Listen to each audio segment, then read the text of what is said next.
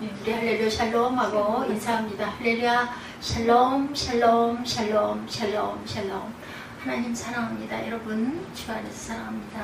오늘 사도신경 강의 7강이죠. 마가복음 16장 19절에서 20절 하나님 우편에 계신 예수님 말씀하고 계세요. 16장 19절에 보니까 주 예수께서 말씀을 마치신 후에 하늘로 올려지사 하나님 우편에 앉으시니라. He sat at the right hand of God. 제목입니다. 제자들이 나가 두루 전파할세 주께서 함께 역사하사 그 따르는 표적으로 말씀을 확실히 증언하시니라. 이렇게 나와 있습니다. 하나님 우편에 계셔요. 예수께서 지금도 그렇죠. 7번째 순서 하늘에 오르사 전능하신 하나님 우편에 앉아 계시다가 이 신앙 고백은 크게 두 가지를 포함합니다. 첫째는 역사적 사건이죠. 예수님의 승천. 둘째는 승천 후에 현재 예수님의 사역. 이 두 가지로 나뉜다라는 거. 이 두 가지를 차례로 살펴보면서 서로 은혜를 나눠보죠. 예수님의 승천 사건 여러분들 다 아시죠? 십자가에 돌아가셔서 부활하신 예수님은 40일간 제자들을 비롯한 여러 사람들에게 직접 나타나 보이시죠? 돌아가신 이후에. 그 결과 예수님의 부활이 많은 사람들에게 부인할 수 없는 역사적 사건으로 받아들여지게 돼요. 그래서 이제 하늘로 올라가십니다. 우편에 앉으시죠. 감람산에서 제자들이 보는 앞에서 승천하셨어요. 예수님의 탄생, 동정녀의 잉태나 부활도 초자연적인 사건이었지만 승천 역시 굉장히 믿기 어려운 그런 신비로운 사건입니다. 아니 사람이 하늘로 올라가는 걸 제자들이 보았으니 500여 명에게 보였다 이렇게 나오죠. 제자들이 분명히 목격한 역사적 사건이고 중요한 의미를 갖고 있습니다. 보면 19절은 아주 간략하지만 분명하게 예수님의 승천 사건을 기술하고 있어요. 예수께서 하늘로 올라오사 하나님 우편에 앉으시니라. 여기 보면 승천에 관한 몇 가지 중요한 사실이 나타나는데 하늘에 올려오셨어요. 하늘에 그죠? 올리우셨어요. 부활하신 예수님이 하늘로 올라가셨는데 여기서 말하는 하늘은 과연 무엇일까? 뭘까요? 우주공간으로 하늘이 아니겠고 예수님 최초의 우주 비행사가 된단 말이에요. 그런 거 아니죠. 열왕기상 8장 27절과 30절에 보면은 성전 건축 후 솔로몬의 고백이 있습니다. 기도죠. 하나님이 참으로 땅에 거하시리까 하늘과 하늘에 하늘이라도 주를 용납하지 못하겠거늘 하물며 내가 건축한 이 전이 오리까. 이 전에 계실 리가 없다는 거죠. 종과 주의 백성 이스라엘이 이곳을 향하여 기도할 때 주는 그 간구함을 들으시되 주의 계신 곳 하늘에서 들으소서 들으시사 사하여 주옵소서. 이렇게 기도하고 있어요. 누가? 솔로몬의 기도입니다. 열왕기상 8장 27절과 30절 내용이에요. 그 예로 보면 미국의 우주비행사 존 글렌과 구소련의 우주비행사 티토브의 대화 내용입니다. 티토브가 말합니다. 우주공간에 가보아도 하나님이 없더라 라고 얘기하죠. 존 글렌이 대답합니다. 내가 믿는 하나님은 우주선 창문을 통해서나 볼 수 있는 분이 아니다. 이 하늘은 분명히 우주공간의 하늘과 구별되는 하늘이다. 이렇게 대답을 합니다. 즉 하나님 나라인데 하나님이 존재하시는 고유한 영역으로 피조물이 창조되기 전부터 있던 곳이다. 해븐이라고 그러죠. 우리 성도들도 장차 그곳에 가게 될 거다. 영어 단어로 구분하면 우주공간의 하늘은 스카이, 하나님 나라의 천국의 하늘은 해븐입니다. 그렇죠? H-A-V-E-N, 해븐. 그런데 왜 예수님은 제자들과 헤어져 굳이 하늘나라로 올려지셨을까? 이제 지상사역, 십자가 구속 사건은 완결이 됐어요. 그죠? 구속으로 인해 예수께서 물과 피를 다 쏟으시고 우리의 죄를 위해서 돌아가시죠. 더 이상 육체로 나타나지 않겠다라는 의지를 보여주신 거죠. 부활한 육체라도. 그러므로 앞으로는 예수님과 제자들의 관계가 지금까지는 다른 관계로 변화가 된다. 이제는 영적인 관계로 발전되어서 더 이상 성령을 통해 접촉하게 될 것이다. 이 점에 대해서는 예수께서 십자가에 못 박히기 전부터 예언하신 바가 있어요. 요한복음 14장 18절에서 20절에 보면 내가 너희를 고아와 같이 버려두지 아니하고 너희에게로 오리라. 조금 있으면 세상은 다시 나를 보지 못할 터이로되 너희는 나를 보리니 이는 내가 살았고 너희도 살겠습니다. 그날에는 내가 아버지 안에 너희가 내 안에 내가 너희 안에 있는 것을 너희가 알리라.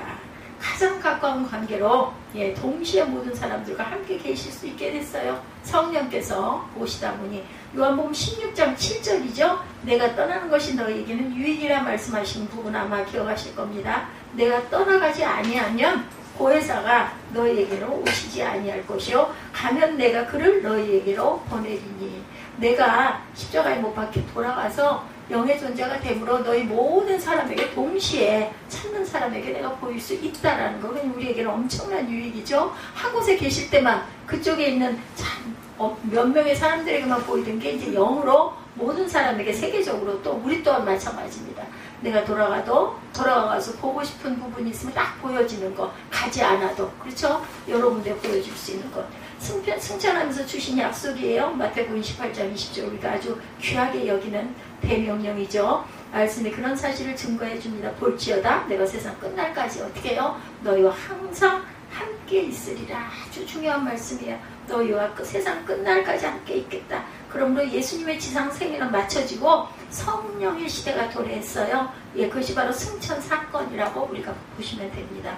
전능하신 하나님 우편에 앉아 계시겠다고 말씀하죠. 여기서 말하는 우편은 공간 개념이 아니고 그렇다면 하나님이 공간적으로 제한된 분이 되고 말죠. 그렇죠. 그게 아니고 상징적 표현으로 하나님과 동등한 권세, 능력, 위엄, 영광 등을 의미한다라는 것. 예수께서 낮고 천한 인간 육체를 입고 낮아지셨었어요. 그죠? 이게 그리고 나서 부활하셨고 구속사역을 완성하셨기 때문에 본래의 위치로 복귀하셨다. 그 우편이라는 거 굉장히 중요한 의미를 갖고 있지 않습니까? 좌우 이렇게 할 때 마태복음 28장 18절에 하늘과 땅의 모든 권세를 내게 주셨다. 이렇게 말씀하세요. 빌립보서 2장 9절에서 11절에도 이러므로 하나님이 그를 지극히 높여 모든 이름 위에 뛰어난 이름을 주사 하늘에 있는 자들과 땅에 있는 자들과 땅 아래에 있는 자들로 모든 무릎을 예수의 이름에 꿇게 하시고 모든 입으로 예수 그리스도를 주라 시인하여 하나님 아버지께 영광을 돌리게 하셨느니라. 즉 예수님은 이제 하늘나라에서 전능하신 하나님의 능력과 권세로 모든 인생과 우주 만물을 굽어 살피시고 통치하시는 주님으로 계신다라는 뜻을 갖고 있어요. 앉아 계시다가 나오죠. 앉아 계신다는 것은 이중적인 의미가 있는데 구속 사역의 완성, 구약시대 제사장은 성전에서 일했죠. 그런데 성전에 의자가 없어요. 끊임없이 속죄의 제사를 드려야 하기 때문에. 그러나 이제 예수께서는 십자가에서 다 이루었다고 선언하셨듯이 구속 사역이 완성되셨기 때문에 또한 부활 사건은 그 확증의 사건이죠. 우리 모든 사람들의 죄값을 다 치르셨어요. 그러므로 누구든지 믿기만 하면 구원을 받는 그런 세대가 됐죠. 그래서 사역이 진행 중 예수님이 승천해서 아무 일도 하지 않고 계신다는 의미가 아니라 구속사역의 완성의 기초에서 다른 일들을 하고 계신다. 마치 왕이 왕자에 앉아 잠무하는 것과 같다라는 거죠. 진무하는 것과. 예수님이 앉아 계심이 휴식 상태가 아니에요. 앉아서 일하시잖아요. 사도행전 7장 56절에도 보면 스데반이 고백하죠. 보라 하늘이 열리고 인자 예수 그리스도죠. 하나님 우편에 서신 것을 보노라 이렇게 얘기를 합니다. 보였어요. 스데반에게는. 그래서 이렇게 얼굴이 해같이 밝게 빛날 수 있었죠. 돌에 맞으면서도. 예수님이 자리에서 섰다는 표현은 분명히 관심을 갖고 뭔가를 하고 계신다. 바라보고 계신다. 일하고 계신다. 승천하신 예수님 과연 어떤 일을 하고 계실까? 통치하고 계시죠. 첫째 통치입니다. 주님은 하늘과 땅의 모든 권세, 우주적인 권세를 가지고 온 인류와 만물을 다스리세요. 특히 교회와 성도를 보살피고 바라보고 계신다. 그래서 우리가 코람되어 붙여놨지 않습니까? 제가 엊그저께 억울한 일 당했을 때도 코람되어 하나님은 아시지 사람은 아니라고 아무리 거부하고 부정한다 하더라도 내가 내몰림을 당해도 하나님께서는 알고 계시니 반드시 갚아주실 거야. 그런 마음이 들더라고요. 위로를 받는 거죠. 본문 20절이에요. 주께서 함께 역사하사 이 세상을 떠나가셨지만 끊임없이 세상에서 일어나는 일들에 관심을 갖고 간섭도 하고 통치도 한다. 20절 제자들이 나가두고 전파할세 주께서 함께 역사하사 그 따르는 표적으로 말씀을 확실히 증언한다라고 기록되어 있습니다. 그래서 하늘이 열리고 인자가 하나님 우편에 서셔서 지금도 통치하고 계신다. 에베소 1장 21, 2절입니다. 하늘에서 자기의 오른편에 앉히사 모든 이름 위에 뛰어나게 하시고 만물을 그 발에 복종하게 하시고 그를 만물 위에 교회의 머리로 주셨느니라 이렇게 말씀하세요. 계시록 1장 18절에서 20절입니다. 내가 전에 죽었노라 그 볼지어다 내가 전에 죽었었노라. 볼지어다 이제 세세토록 살아있어 사망과 음부의 열쇠를 가졌노니 그러므로 내 본 것과 이제 있는 일과 장차 될 일을 기록하라. 내 본 것은 내 오른손에 7별의 비밀과 7 금촛대라. 7별은 7 교회의 사자요 7 촛대는 7 교회니라. 이렇게 말씀하고 계십니다. 그러므로 세상 만사가 주님의 손에, 그래서 저는 7자를 굉장히 좋아합니다. 완전한 숫자죠. 교회 모든 활동 역시 주님의 손에 달려있다. 우리가 이렇게 예배하고 가는 것도 하나님의 계획 안에 있었어요. 그래서 이 자리를, 이 터를 주신 줄 믿습니다. 우리 성도들의 개개인의 삶과 활동 역시 주님의 손에 달려있다. 특히 복음전도에 있어서 주님이 특별하게 간섭하고 계세요. 본문 20절에 그 따르는 표적으로 말씀을 확실히 증거하시니라. 이렇게 말씀하고 계세요. 복음 사역을 이제 교회와 성도들에게 맡겨주시고 성령을 통해 지휘하시는 사실을 우리가 알 수가 있죠. 사도행전에 보면 그런 예들이 아주 많아요. 사도행전 8장 39절에 주의 영이 이렇게 말씀합니다. 사도행전 9장 11절에도 주께서, 사도행전 11장 21절에도 주의 손이, 사도행전 13장 2절 16장 6절에도 성령이, 사도행전 16장 7절에는 예수의 영이. 그래서 사도행전에 별명을 붙인다면 뭐라고요? 성령 행전이다. 이렇게 말합니다. 승천하신 예수 행전으로 부를 수가 있다라는 거죠. 그렇다면 우리는 어떻게 살아가야 할까? 예, 제가 그제도 말씀드린 것처럼 주와 동행하며 함께 살아가야 합니다. 어떤 일을 하든 무엇을 하든 어떤 상황에 있든, 그리고 주님의 말씀에 순종하며 살아야 되는데, 여러분들 그렇게까지 되기 위해서는 어떻게 했어요? 많은 긴 시간과 여러 가지 반복된 여러 가지 사건들이 거기에 번복이 돼서 살아가면서 사람 만들어져 가지 않겠습니까? 한순간에 되는 일은 없다 생각이 듭니다. 근데 주님께서 우리를 도우시고 선한 길로 인도해 주신다라는 것, 좁은 길을 걸으면서도 기뻐하게 된다는 게 억지로 되는 일은 절대로 아닙니다. 이것은 변화된 삶이 되죠. 누가복음 24장 52~53절입니다. 저희가 그에게 경배하고 큰 기쁨으로 예루살렘으로 돌아가 늘 성전에 있어 하나님을 찬송하니라. 은혜 받은 사람들은 찬송하는 거 굉장히 기뻐해요. 찬송 나오는 것도 너무 기쁘죠. 승천 당시 제자들이 예수님과 헤어지고 전혀 슬퍼하지 않았어요. 왜? 살아계신 주님이 나와 늘 함께 하심으로 그 은혜가 있고 그 확신이 있고 그 기쁨이 있기 때문에 절대로 슬퍼하지 않았다. 어떤 이민 가는 가족이에요.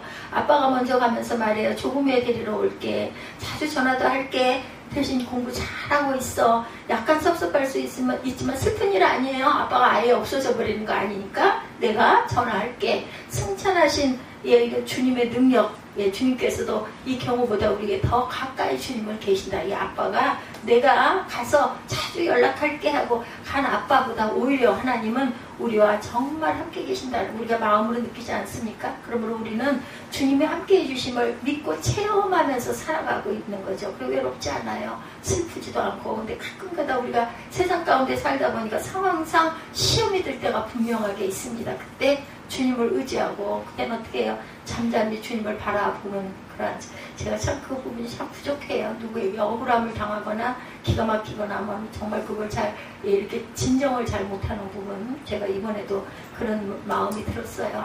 좀 그냥 그러든 말든 좀 웃고 그냥 넘겨버릴 수도 있는 건데 내가 너무 그걸 밝히려고 한 게 잘못 아니야. 근데 사실은 그게 아니라 다른 사람들에게도 피해가 가지 않게 알려는 줘야 되겠다 했던 건데 결국 그렇게 길게 그러다 보니 마음에 아픔이 오더라고요. 나이가 들고 힘이 없고 제가 막 잘하는 사람 같았으면, 영향력 있는 사람 같으면 저렇게들 안 했을 텐데 부장한테도 얘기를 했다는데 그분한테서도 저한테 연락이 한 통이 없고, 그런 걸 보니까 정말 이렇게 내가 정말 사람들에게 소외되는구나 하는 그런 마음이 드는데 그럴 필요 없어요. 하나님께서 보고 알고 계시죠. 사실이니까. 내가 거짓말을 한 거 절대 아니니까 밝혀주시리라 믿습니다. 주님의 능력을 우리가 그 능력으로 승리해 가야겠죠. 특히 복음 전파에 힘쓰는 살아계신 하나님을 증거할 줄 아는 그런 저와 여러분들 우리 교회 오세요 이런 게 아니라 정말 하나님 살아계세요. 영이신 하나님. 어떤 분이 그러시더라고요.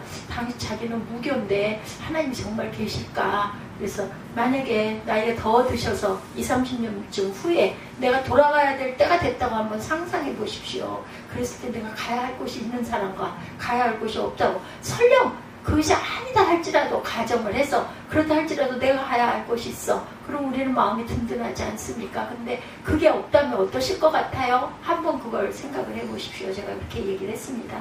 주님은 우리를 통해 일하기를 원하세요. 우리가 열심히 주의 지상명령에 순종하고 복음을 전하면 나머지 일은 주님께서 책임져 주시죠. 예, 아무리 말을 해도 안 들어 뭐 어쩔 수 없죠. 나머지는 하나님 몫입니다. 마음으로 기도해 줄 수밖에 없어요.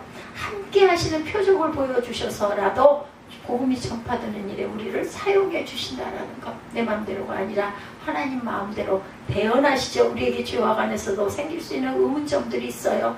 예수님은 2000년 전 십자가에 못 박히셨는데 오늘날 어떻게 내가 죄 사함을 받고 구원을 받았는가 이런 생각을 할 수도 있죠. 회개하고 죄 사함을 받았어도 반복해서 죄를 짓는 경우는 그러면 어떻게 될까? 앞으로도 그럴 수 있겠죠. 이렇게 생각해보면 불안합니다. 혹시 나중에 용서받지 못한 죄가 남으면 어떻게 하나, 구원이 취소될까? 이런 의문이, 저는 이런 의문을 하지 않지만 이런 분들도 계실 거예요. 이런 의문을 해결해 주는 게 예수님의 대언 사역이다. 요한일서 2장 1, 2절입니다. 만일 누가 죄를 범하면 아버지 앞에서 우리에게 대언자가 있으니 곧 의로우신 예수 그리스도라. 저는 우리 죄를 위한 화목제물이니 우리만 위할 뿐 아니라 온 세상의 죄를 위하심이라. 이렇게 증거하고 있습니다. 성경밖에 없어요. 증거는 성경으로 하시면 됩니다. 과제하실 때 반드시 성경 말씀을 찾아서 거기다 딱딱 기록을 하시면 더 이상 아마 다른 얘기는 하지 못할 겁니다. 예수께서 이미 우리의 모든 죄를 담당하셨기 때문에 아버지께 당당하게 요구할 수 있다. 항상 오늘 그리고 계속해서 영원히, 그러므로 2000년 전 십자가만 오늘날을 죄에서 구원하고 구원 이후에 매일 범하는 죄를 용서해 주신다. 7번만 아니라 77번씩 7번이라. 이게 뭐라고요? 예, 숫자가 없어요. 그냥 무한대예요. 계속해서 용서해 주신다라는 거. 마태복음 18장 22절이죠. 그렇다고 해서 나 용서해 주실 것이니까 막 죄를 지어도 돼. 그거는 아니죠. 은혜 받은 사람은 그럴 리는 없습니다. 구원의 확신, 사죄의 확신을 갖고 늘 평안한 가운데 살아가는 저와 여러분들이 되셔야 할 것이다. 그리고 또 중보 굉장히 중요하죠. 우리는 모두 죄인인 고로 하나님 앞에 감히 나아갈 수가 없는데 주께서 승천하셔서 하나님 앞에 중보자로 계시기 때문에 예수님의 이름으로 기도합니다. 근데 요즘에는 끝에 그걸 없앴다면서요. 어디 공식석상에서 기도할 때 그냥 기도합니다로 끝난다고. 그거 하나님 이름이, 예수님 이름이 들어가지 않으면 글쎄요, 그건 아니라고 저는 생각을 합니다. 예로 보면 아빠한테 잘못해서 감히 요구할 수 없을 때 어떻게 하면 좋을까? 엄마한테 부탁하면 되죠. 예수님으로 이름으로 기도하는 원리예요. 나 아빠한테 엄청 쥐졌어. 잘못했어. 아빠 무서워. 못 봐. 그럴 때 엄마 치마꼬리 붙잡고 엄마 나 이거 어떻게, 우리 어렸을 때 그런 기억 없으세요? 이렇잖아요. 그럼 엄마가 이거 걱정 마. 내가 잘 얘기할게. 똑같다라는 거죠. 예수님의 이름으로 항상 쓰셔야 합니다. 히브리서 4장 14절에서 16절입니다. 그러므로 우리에게 큰 대제사장이 있으니 승천하신 자 곧 하나님 아들 예수시라. 우리에게 믿는 도리를 굳게 잡을지어다. 우리에게 있는 대제사장은 우리 연약함을 체휼하지 아니하시는 자가 아니요 모든 일에 우리와 한결같이 시험을 받은 자로되 죄는 없으시로다. 그러므로 우리가 긍휼하심을 받고 때를 따라 돕는 은혜를 받기 위하여 어디에? 은혜의 보좌 앞에 담대히 나아갈 것이라. 내 뒤에 예수께서 나를 대언해 주실, 내 억울함을 풀어주실 보시는 예수님, 영이신 하나님이 계시기 때문에 나는 하나님의 보좌 앞에 담대히 나아갈 수 있다. 때로는 우리가 연약하고 미련해서 잘못 기도할 수도 있고 스스로 기도를 하지 못할 때도 있습니다. 그럴 때 주님은 우리를 대신해서 중보 기도를 해주신다는 것. 그렇기 때문에 우리도 누군가를 위해서 중보할 줄 알아야 되겠다. 로마서 8장 34절에 그는 하나님 우편에 계신 자여 우리를 위해 간구하시는 자십니다. 히브리서 7장 25절에 그가 항상 살아서 저희를 위하여 간구하시니라. 우리가 잘못 구할 때는 기도를 고쳐주시거나 하나님 아버지에게 들어주지 않도록 하죠. 얼마나 귀한 일인지. 왜냐하면 때때로 우리는 좋다고 기도하는데 망할 것 붙들고 기도하는 경우도 있어요. 그죠? 헛다리 짚는다 그러죠. 쉽게 얘기해서 그런 경우도 있습니다. 그런데 성령이 계시기 때문에 하다 보면 아이고 내가 이거 잘못한 거 아니야? 이 생각 여러분들 안 드시든가요? 저는 듭니다. 그렇기 때문에 예수께서 우리 마음 안에 항상 함께 하시고 성령으로 역사하고 계신다라는 것. 사업하는 분이 동업자 만나서 일을 시작하려고 하는데 자꾸 어그러져서 불평하는데 사기꾼, 다른 데에서 사기쳤던 게 들통이라서 구속이 되더라는 거예요. 예, 그럴 때 그대로 이루어졌으면 얼마나 큰일 날 뻔했나. 안 돼, 일은 안 돼. 나중에 알고 보니 그 사람이 온전치 못한 사람이었던 거죠. 때로는 우리가 지쳐서 낙심이 되어서 스스로 기도하지 못할 때조차 우리를 대신해서 중보하고 계신다. 저는 백이 그거밖에 없어요. 하나님 백, 그리고 제가 믿는 제 마음에 그나마 다행스러운 거, 이중성 절대 없고 내 유익 위해서 일을 하지 않는다는 거. 세상 사람들이 볼 때는 이상하게 보일 수 있어요. 근데 하나님은 보고 아시니까 저를 이렇게 세워놓으신 게 아닌가 싶습니다. 내가 나를 위해 기도하는 것보다 훨씬 좋은 기도, 중보 기도가 이렇게 좋은 거예요. 나보다 나를 더 잘 아시는 분이시다. 우리가 답답하면 우리 예전에 우리 어른들도 보면 하늘도 무심하시지 이런 얘기 하시잖아요. 오직 답답하면 이런 얘기 했겠어요. 하나님을 모르지만 그래도 대개는 하늘을 보고 판단했던 것들이 제가 기억이 납니다. 머리털까지 세시는 하나님이시라고 그러죠. 전지전능하신 하나님, 중보해 주시는 하나님, 감시 카메라로 지켜주듯이, 컴퓨터로 원격 조정을 해주듯이, 출근해서 집안 단속할 수 있는 요즘에 그런 것도 있다면서요. 예, 세워지는 아파트들은 뭐 다 된다고 하더라고요. 예, 밖에서도 조정할 수 있는 그런 게 있고, 가스 밸브 잠그고 코테 치고 세탁기 돌리고 이런 게 다 된다고 합니다. 이런 세상에 우리가 살고 있습니다. 베드로를 위한 기도, 무지하게 최후의 만찬 석상에서 제자들과 다투고 장담이나 하던 베드로, 예, 뭐예요? 그 배반할 것도 모르고 자신이 배반할 것도 모르고 절대로 나는 그렇게 안 할 거야. 예수님은 그러시죠. 다 굴기 전에 네가 나를 3번 부인하기나 딱 부인하지 않습니까? 정말 저는 베드로 마음을 이해해요. 저도 그럴 때 있거든요. 나 절대 그렇게 안 할 거야. 근데 나중에 결과적으로 보면 그랬더라는 거죠. 누가복음 22장 31, 2절입니다. 시몬아 보라, 사단이 밀가루를 하려고 너희를 청구하였으나 그러나 내가 너를 위하여 내 믿음이 떨어지지 않도록 기도하였느니 너는 돌이킨 후에 내 형제를 굳게 하라. 이렇게 얘기하고 있어요. 내가 기도한다, 내가 중보하니 돌이킨 후에 내 형제들을 굳게 해라. 이 기도 덕분에 베드로가 배반했다 나중에 회개하고 돌아서게 되죠. 그리고 예, 어때요? 사도의 사명을 감당합니다. 오늘도 주님은 하나님 보좌 우편에서 저희를 위해서, 저와 여러분을 위해서 이렇게 기도하시죠. 그 기도 때문에 우리가 이만큼 살고 있다는 것을 믿으시기 바라요. 승천하신 예수는 오늘도 저와 여러분과 늘 함께 하신다. 그 주님을 바라보면서 구원의 확신을 가지고 매일의 삶 가운데 단대히 승리하고 특히 복음 전파의 사명을 잘 감당하는 여러분들, 사랑하는 이웃들 있으시죠? 의지하는, 예, 내 부모보다도 아니면 내 형제보다 더 가까운 이웃이 있을 수 있어요. 그분들이 예를 들어 예수를 안 믿으면 마음으로 그분을 바라보시면서, 예, 그죠? 세상에서의 성공도 정말 중요하지만 거기다 플러스 예수만 있으면 얼마나 감사할까. 나중에 내가 돌아가서도 이 사람들과 끝까지 벗이 될 수 있도록 하나님 구원해 주옵소서 하고 한마디 붙여서 항상 기도하시기를 주님의 이름으로 축복합니다. 오늘은 7강이었어요.